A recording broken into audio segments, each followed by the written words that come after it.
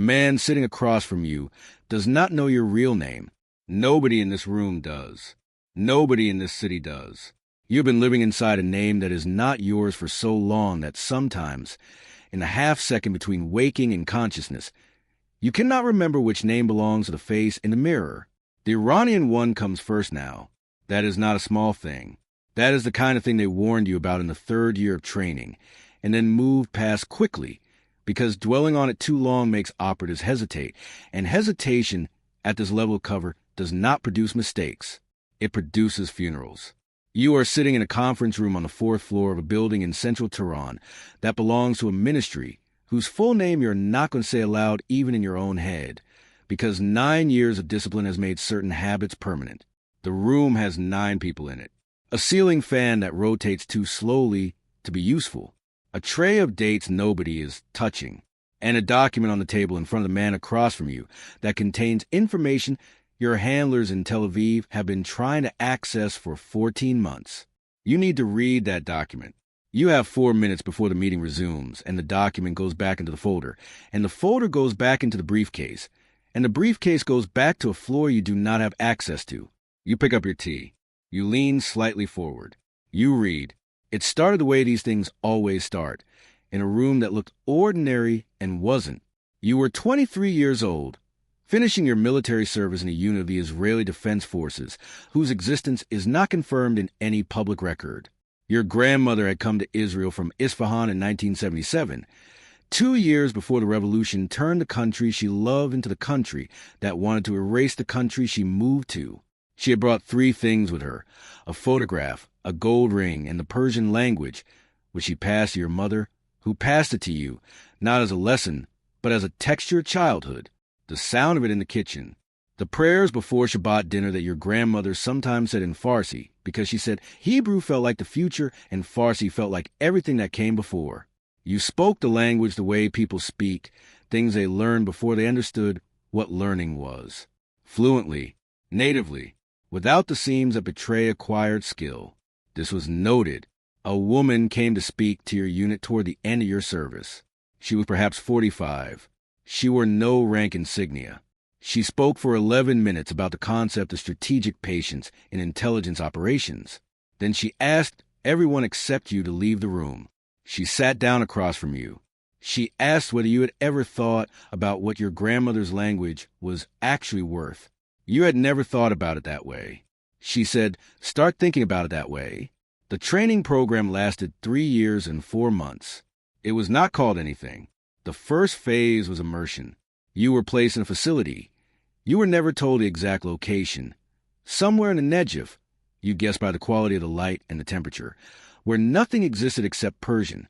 Persian books, Persian films, Persian newspapers, Persian music, Persian arguments about politics and food and football, delivered by instructors who had been born in Iran and left at various points across 4 decades. You did not speak Hebrew for 11 months. You did not speak English for 11 months. You ate rice with saffron and lamb, because that was what was cooked.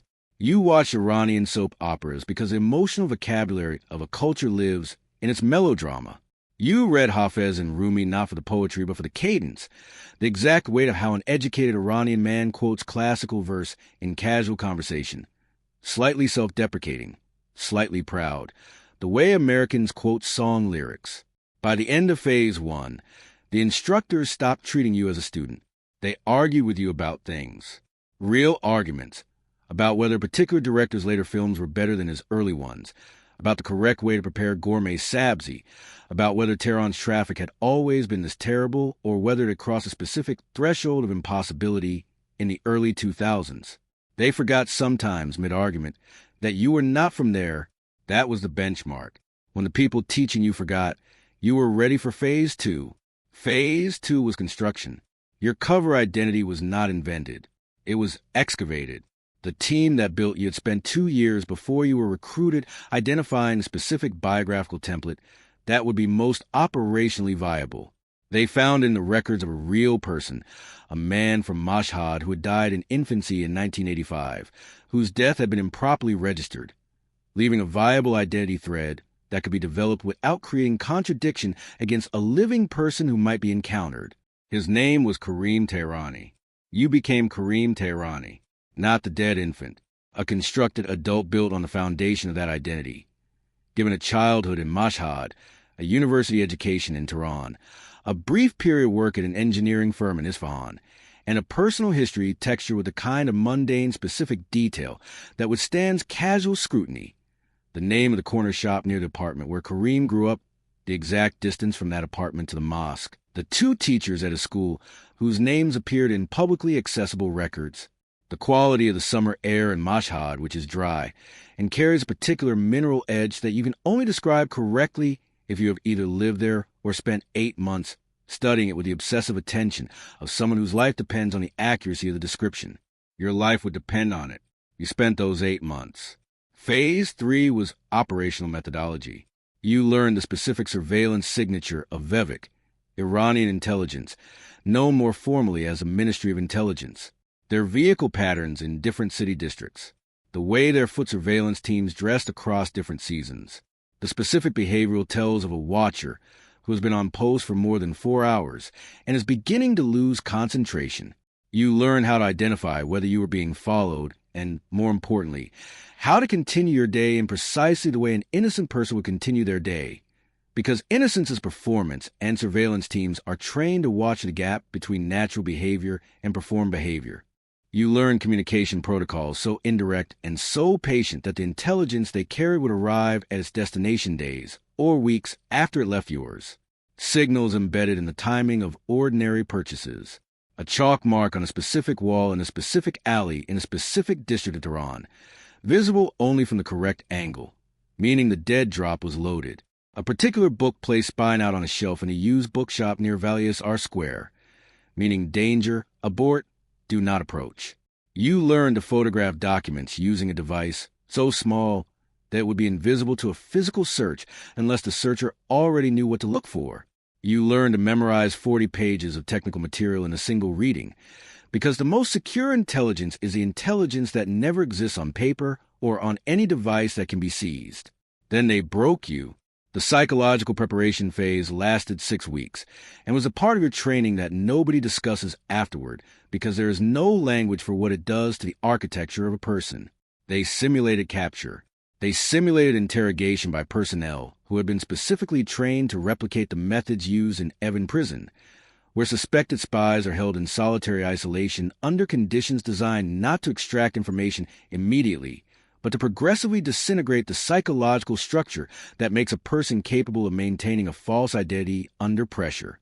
You held, on day 9 of the simulation, when you were beyond sleep-deprived, beyond hunger, beyond the point where the rational mind can construct arguments for why the next hour of endurance is worth it, an instructor playing the role of an interrogator leaned across the table and told you that your mother was in the building next door, that she had been brought in for questioning, that if you confirmed your real identity right now, the whole thing would be over and she would be sent home unharmed. Your mother was in her kitchen in Haifa. You knew this. You looked at the instructor and said, in Persian, in the voice of Kareem Tehrani, that you did not understand why you were being detained and that you wanted to speak to a lawyer. You did not break. Afterward, the psychologist on your preparation team told you that approximately 30% of operatives selected for deep cover programs do not pass this stage. She said it with clinical neutrality. She did not say it as if it were a compliment. She said it as if it were a measurement. You entered Iran 7 months later. Your entry point was the airport in Tehran. Commercial flight from Istanbul. Iranian passport that had been prepared through channels that existed entirely outside the normal CIA or Mossad document procurement system. The passport did not just look genuine. It was genuine in the sense that it existed in the national database, linked to a properly registered identity, verified against biometric systems that had been accessed and seeded to a technical operation that you were never briefed on because you did not need to know how the foundation was laid. You only needed to stand on it. The immigration officer looked at your passport, looked at your face, stamped it, said, "Welcome home." You thanked him. You picked up your bag. You walked out of the airport into the air of Tehran in October, which is cool and slightly hazy and smells of vehicle exhaust and something floral you could never quite identify. You took a taxi. You complained to the driver about the traffic. He agreed enthusiastically. You were home for the first 22 months. You did nothing operational. You built a life with the patience of someone who understands that the life is the operation. Every relationship formed, every professional reputation established, every opinion expressed in a workplace break room was infrastructure. You were not gathering intelligence. You were building the platform from which intelligence would eventually be gathered. You found work at a private engineering firm that consulted for government-adjacent clients, not classified work. Ordinary infrastructure projects, water systems, communications cabling, the kind of technical work that required security background checks but produced no access to sensitive material. You passed the background check. Of course you passed. You rented an apartment in the Elahai district. You bought furniture secondhand. You went to bazaar on Fridays and bought saffron and pistachios and argued with vendors about prices the way everyone in Tehran argues with vendors about prices, as a form of social ritual rather than genuine negotiation. You made friends. This was the part nobody trains you for adequately, because friendship requires giving something of yourself that is real, and the self you are giving belongs to Kareem, and Kareem is constructed, but the friendships become real, and the people inside them become real, and the obligation you feel toward them becomes real, even though every element of what they're responding to when they feel friendship toward you is fictional. You told yourself this was manageable. You told yourself this every day for 9 years. Year 3, you transferred to a larger engineering firm with government contracts. The move was natural. Career progression, better salary. The kind of choice any ambitious professional makes in their early 30s. Your handlers had not arranged it. They had arranged the conditions that made it possible years earlier by ensuring your professional reputation was built in a sector where such opportunities arose. The difference is significant. A forced opportunity has fingerprints on it. An organic one has none. The new firm provided technical consultation to several ministries. Your clearance was reviewed and upgraded. You now had access to facilities that contained information your handlers had identified as priority targets 2 years before you were recruited. The intelligence began moving, slowly, carefully, through channels so indirect and so analog that detecting them required a counterintelligence capability that no service in the world, including VEVAK, fully possessed. Microdots embedded in correspondence, timing signals embedded in the pattern of ordinary commercial transactions, dead drop service by cutouts who did not know what they were carrying or who had placed it there. The information that traveled through these channels was not the dramatic kind. It was architectural. Procurement patterns for equipment destined for facilities the international community was not supposed to know about. Personnel movements between installations. The timing of communications blackouts that told analysts in Tel Aviv something significant was happening even when the content of the communications remained encrypted. Your handler sent back 3 words at the end of year 3. You are invaluable. You put the message in your mouth and swallowed it, because that was the protocol, and because reading it more than once created the risk of wanting something you could not afford to want, which was acknowledgement. Year 5. You married. Her name was Sharon. She was a physician. She was brilliant and impatient, and laughed at things that other people did not find funny, which you found immediately distinctive in a way that caught you off guard because you had trained yourself not to be caught off guard. The marriage was not operationally directed. Your handlers assessed that a man of Kareem's age and professional standing who remained unmarried in Iranian society would eventually attract the kind of questions that marriage quietly eliminates. They authorized the relationship when you reported its development. They approved it as operationally neutral. They did not ask how you felt about it. You did not tell them. What you felt was a specific vertigo of a person who has spent years constructing walls between compartments, discovering that the most critical compartment, the one containing everything that makes you capable of functioning as a human being and not simply as an operational mechanism, has a door, and someone has opened it from the inside. And her name is Sharon. You loved her. Not Kareem loved her. You loved her. And every morning you woke up beside her. The man who loved her was standing inside a body that belonged to someone who did not exist, conducting a marriage that was built on a lie so total that the truth, if she ever encountered it, would not simply feel like betrayal. It would feel like the person she had loved had never been there at all. You put this in the compartment. The compartment was running out of space. Year 7. Your professional reputation inside the government-adjacent technical community had reached the point where your name was mentioned in rooms you were not in. You were invited to a private gathering at the home of a senior official. Not a formal event. Dinner. Perhaps 20 people. The kind of gathering where the real conversations happen in the gaps between the public ones. You attended.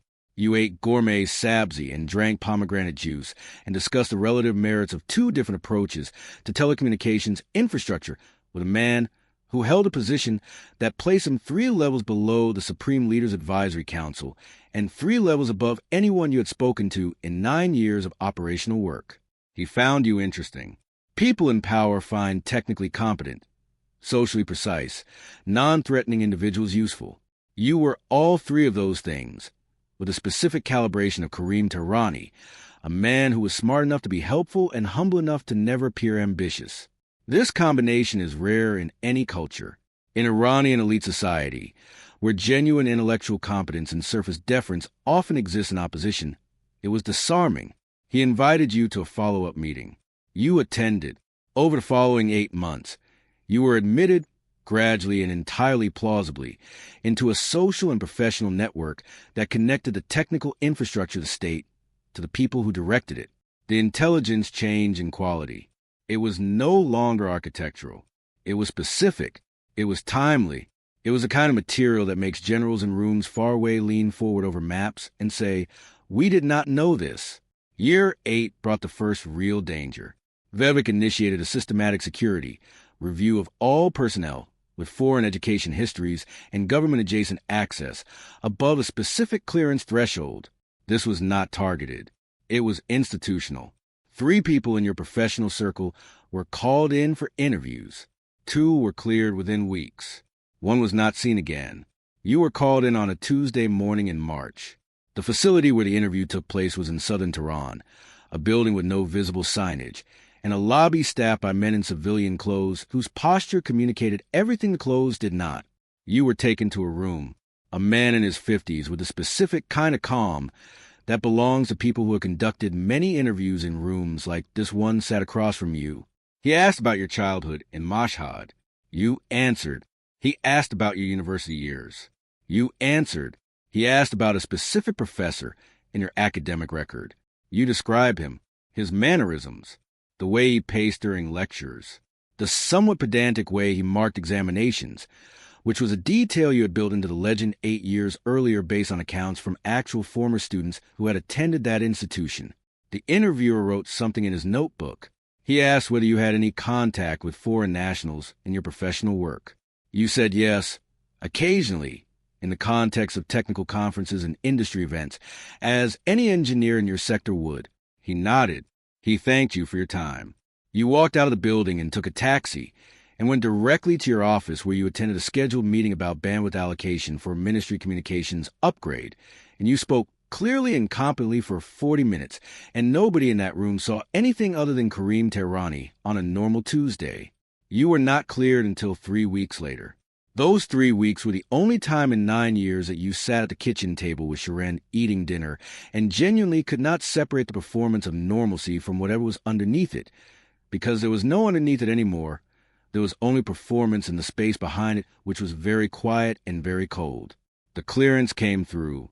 Your handler's confirmation, delivered through a dead drop in Lala Park, was 4 words. Hold. You are clear. Year 9. The conference room.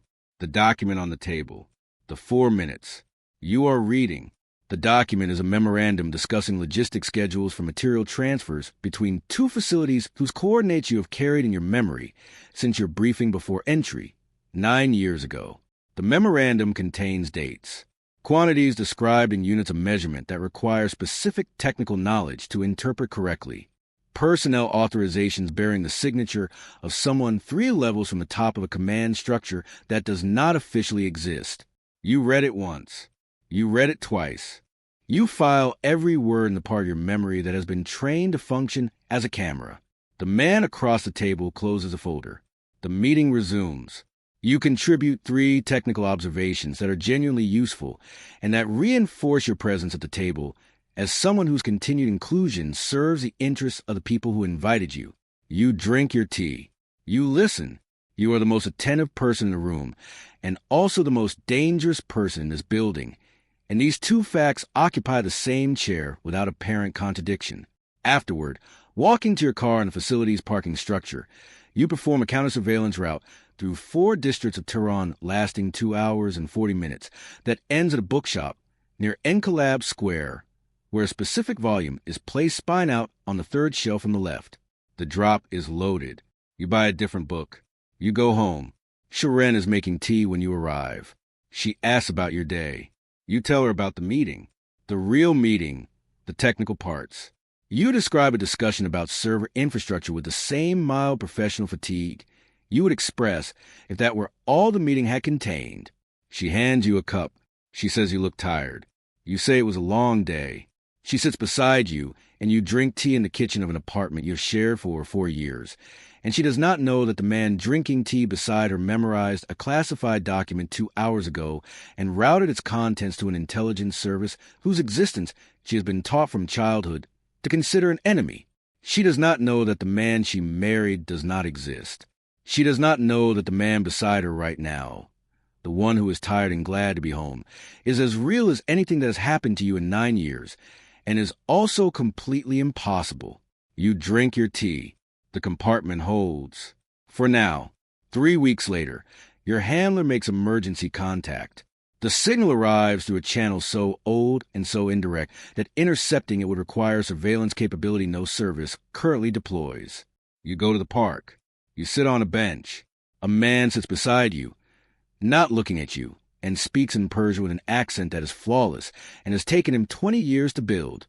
He tells you 2 things. The first is that the intelligence from the document you photographed 3 weeks ago has been verified and acted upon. He does not tell you how.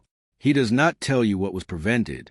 The compartmentalization runs in both directions, and you will likely never know the specific consequence of what you risked to provide. He tells you anyway that it mattered. He tells you it mattered in a way that changed something. The second thing he tells you is that your extraction window is being evaluated, that the systematic VEVAK review that cleared you 8 months ago has resumed with a narrower focus. That 2 assets in separate networks have indicated increased FSB VEVAK information sharing that raises the risk profile for all deep cover operations in the country. He does not tell you to come home. He tells you the decision is yours. You sit on the bench after he leaves, and you watch children playing near a fountain, and you think about Shirin in the kitchen this morning, and the way she looked over her shoulder when she said something that made you both laugh, the specific angle of her face in that moment. And you think about your mother in Haifa, who still calls a number that routes through 4 countries before it reaches you, and who believes you work in engineering in a city you have never named. You think about the compartment. You think about what comes out of it when it finally opens. You think about the woman in the kitchen who will learn, on the day you disappear, that the life she built beside you constructed on architecture she was never shown. You stand up. You walk out of the park. You go home. You eat dinner. You decide nothing today. This is the discipline. Not courage. Not certainty. The discipline of a person who has learned that the mission does not ask you to be certain. It only asks you to continue. That night you sit at the desk in the small room you use as a study, and you write nothing. You simply sit. You think about the chemistry textbook on a shelf. No, that was someone else's story. You think about your grandmother's voice in the kitchen of a house in Haifa, speaking Persian before noon, insisting on it, and how you had found it embarrassing as a child, the foreignness of it, the way it separated you from your friends who only spoke Hebrew. You think about what that voice built inside you, without either of you knowing it was being built. You think about the woman in a room in Istanbul who asked what your grandmother's language was worth. You now know the answer. You have known it for 9 years. It is worth everything. And it costs exactly that much. Somewhere in Tel Aviv, a light is on in a building in a neighborhood with no visible signage. A person you have never met is reading a report you will never see containing intelligence you will never be thanked for providing. A decision is being made. Or a decision is not being made yet. You do not know which. You go to bed. Shirin is already asleep. You lie in the dark in an apartment in Tehran, and you listen to the city outside the window, the sound of the city that does not know you are inside it, and you count. You have been counting since the beginning. Days, operations, dead drops serviced, documents memorized, surveillance routes completed, lies told in a specific tone of a man who has told them so many times they no longer feel like lies.